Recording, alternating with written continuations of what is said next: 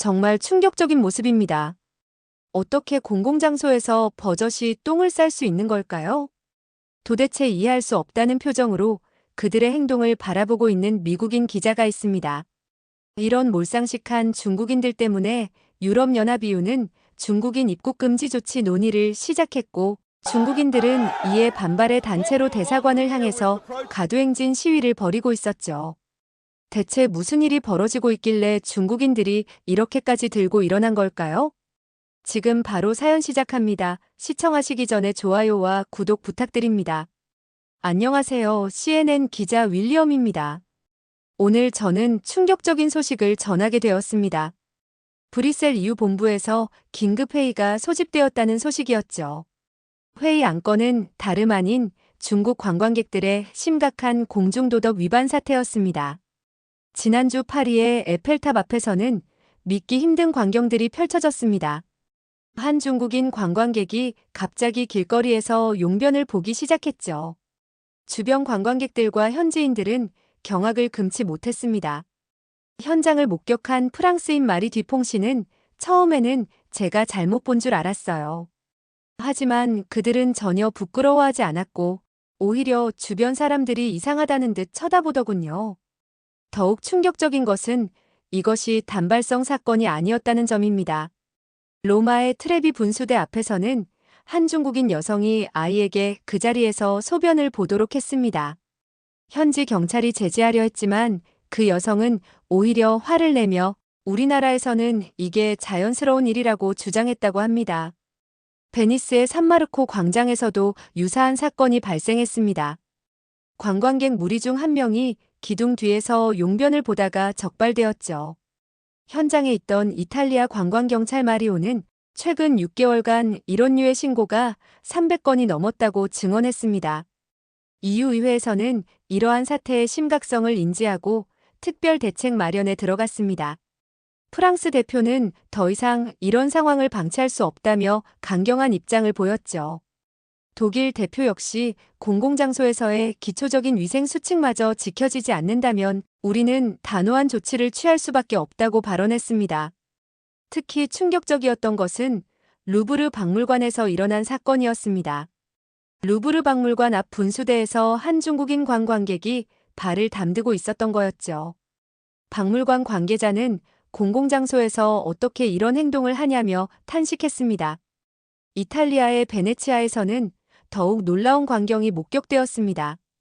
중국인 단체 관광객들이 가이드의 지시를 무시한 채 곤돌라 위에서 움직이다가 전복된 사건입니다. 사진을 찍기 위해 한쪽으로 쏠리자 곤돌라는 균형을 잃고 전복되었죠. 뱃사공과 6명의 일행들은 모두 차가운 물속에 빠졌습니다. 이 사건은 SNS를 통해 급속도로 퍼져나가며 전 세계인의 공분을 샀습니다. 이러한 사건들이 연이어 발생하자 EU 각국의 시민단체들은 강력한 대응을 촉구하고 나섰습니다. 프랑스의 시민단체 문화유산 보호연대는 10만 명이 넘는 서명을 받아 정부에 제출했고, 이탈리아에서는 관광문화 개선을 위한 시민 모임이 대규모 시위를 벌였습니다. 반면 한국인 관광객들의 모습은 사뭇 달랐습니다. 파리의 한 카페 주인은 한국 관광객들은 항상 정돈된 모습으로 질서 있게 행동한다며 칭찬을 아끼지 않았습니다. 실제로 한국인 관광객들은 공중 화장실을 찾아 긴 줄을 서서 기다리는 모습이 자주 목격되었죠. EU 관광청이 발표한 충격적인 통계에 따르면 지난 6개월간 발생한 공공장소 무단 용변 신고의 95%가 중국인 관광객들에 의한 것이었다고 합니다. 이의 이유는 중국 관광객들에 대한 입국 제한 조치를 심각하게 고려하기 시작했습니다. 그래서 저는 중국인들이 일삼는 행동들이 정말 중국인들의 당연한 문화인지를 확인하기 위해 중국 현지로 향했습니다. 베이징에 도착하자마자 저는 충격적인 광경을 목격하고야 말았죠. 공항 입국장에서 한 여성이 아이에게 쓰레기통 옆에서 소변을 보게 하고 있었습니다. 주변을 지나는 중국인들은 이를 자연스럽게 받아들이는 듯 했죠. 공항 관계자에게 물어보니 매일 있는 일이라며 담담히 대답했습니다.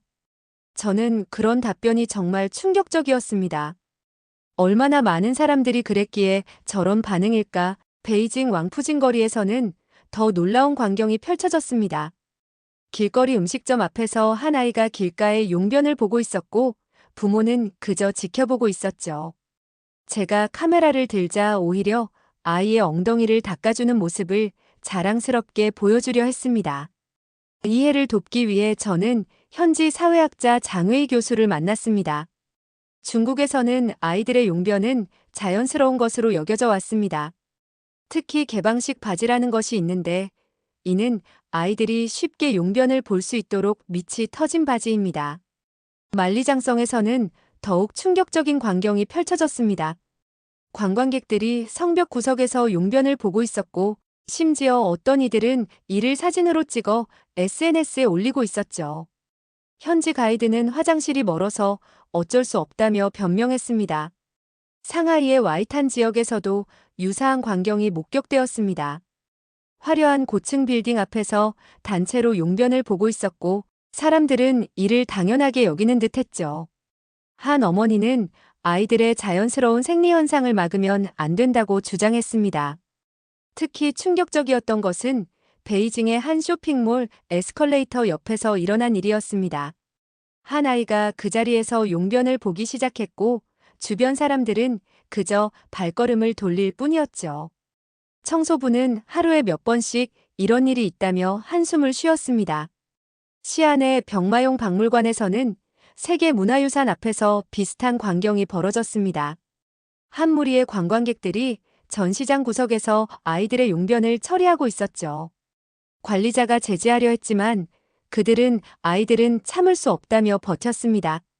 충칭의 한 지하철역에서는 플랫폼에서 한 아이가 용변을 보고 있었고 다른 승객들은 이를 피해 다니기만 했습니다.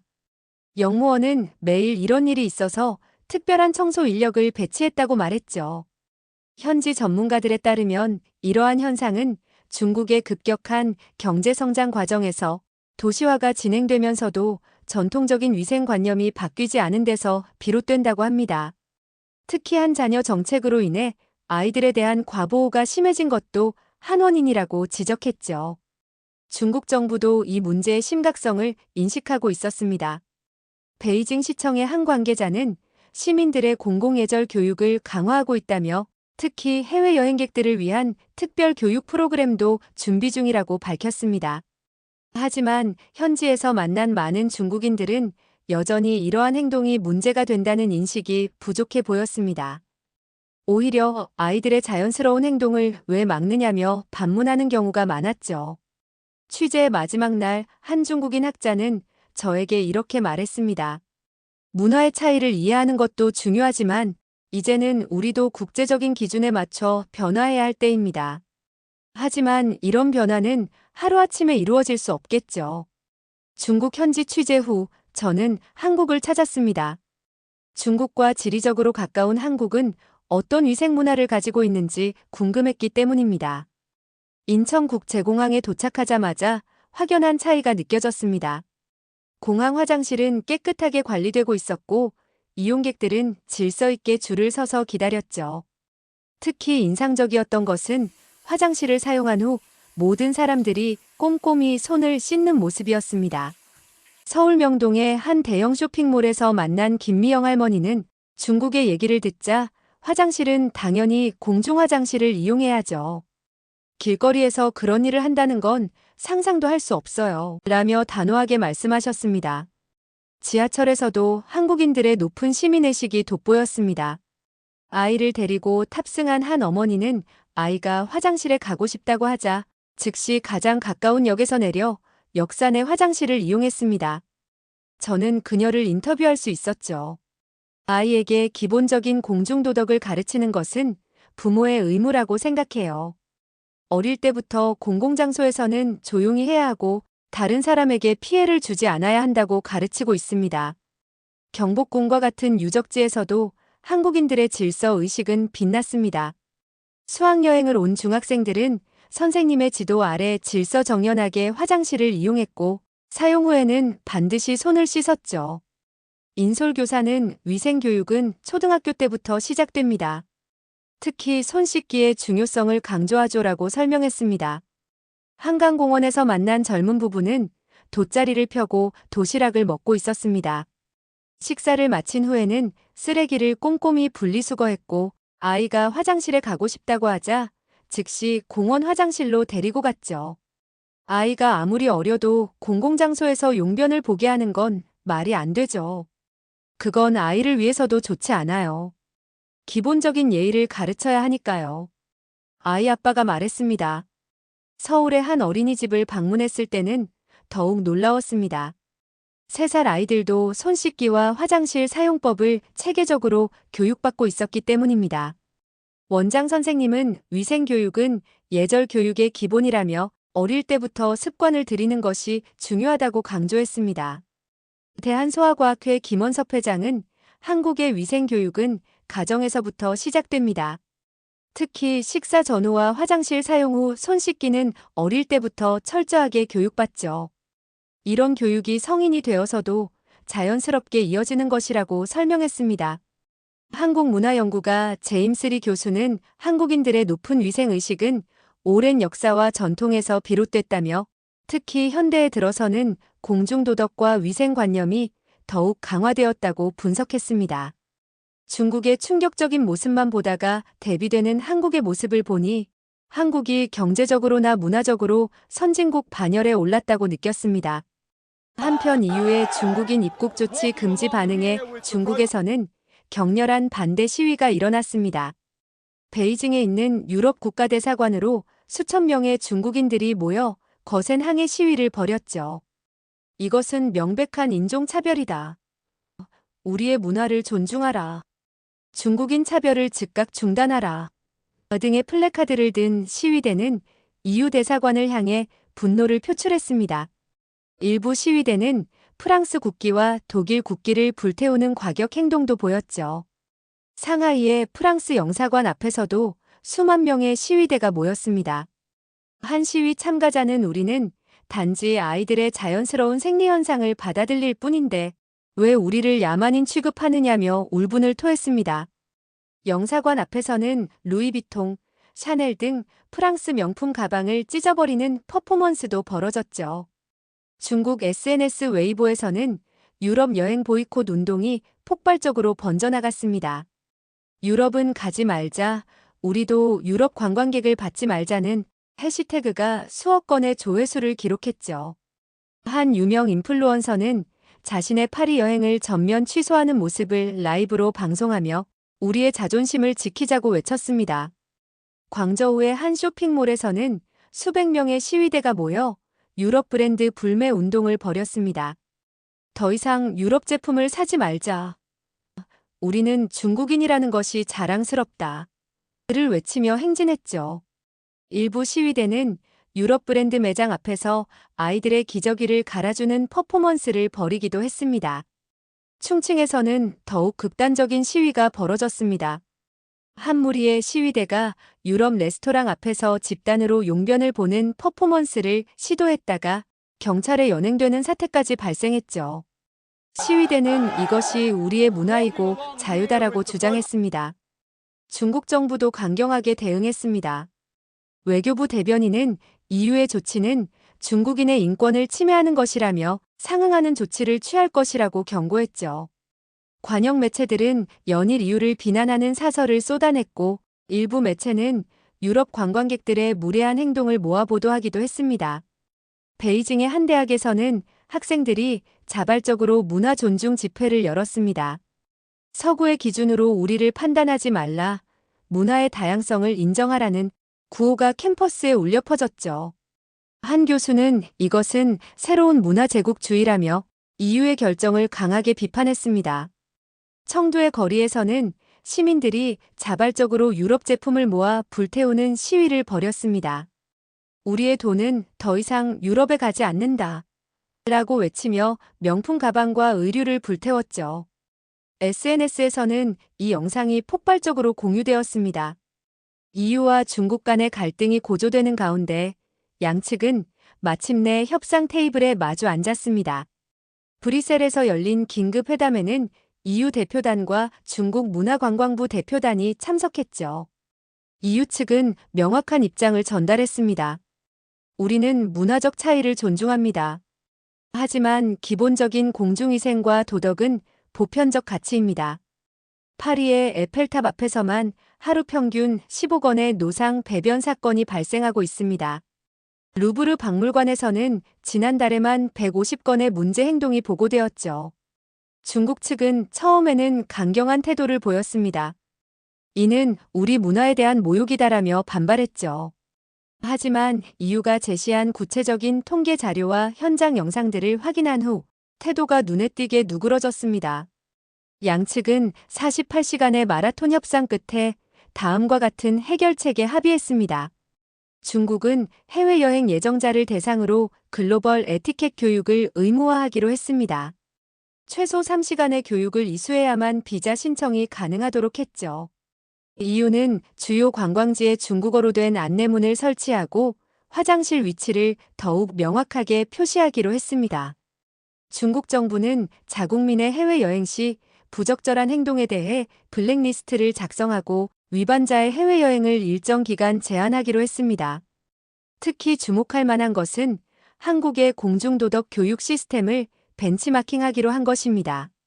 중국 교육부는 한국의 유아기 위생교육 프로그램을 도입하기로 했으며 초중고 교과 과정에도 공중도덕 과목을 추가하기로 했죠. 베이징의 한 초등학교에서는 이미 시범 프로그램이 시작되었습니다. 화장실은 반드시 지정된 곳을 이용합니다. 공공장소에서는 다른 사람을 배려해야 합니다. 등의 교육이 실시되고 있었죠. 상하이 푸동공항에서는 출국장에 대형 스크린을 설치하여 올바른 공중도덕 사례를 지속적으로 방영하고 있었습니다.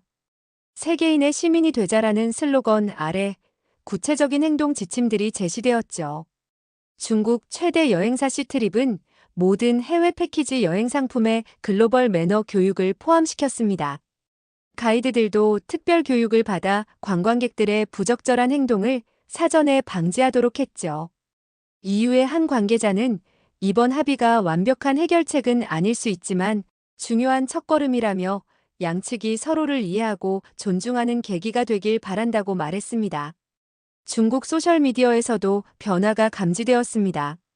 문명 여행이라는 해시태그가 인기를 끌며 올바른 여행 매너를 공유하는 게시물들이 폭발적으로 늘어났습니다.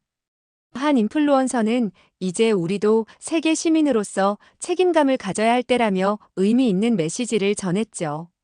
하지만 전문가들은 이러한 변화가 지속되기 위해서는 더 많은 시간과 노력이 필요하다고 지적합니다. 문화인류학자 제임스 윌슨 교수는 문화적 변화는 하루아침에 이루어질 수 없다며 지속적인 교육과 상호 이해가 필요하다고 강조했습니다. 중국 정부도 이러한 변화를 긍정적으로 평가하고 있습니다. 문화관광부 대변인은 이번 사태를 계기로 우리 국민들의 국제적 시민의식이 한층 성장했다며 앞으로도 지속적인 교육과 계도를 통해 세계 속의 문화대국으로 거듭나겠다고 밝혔습니다. 과연 14억 중국인들은 중국 정부가 약속한 대로 변화된 모습을 보여줄까요?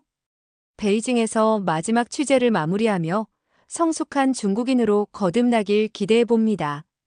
사연이 재미있으셨다면 좋아요와 구독 부탁드리며 좋은 하루 되시기 바랍니다.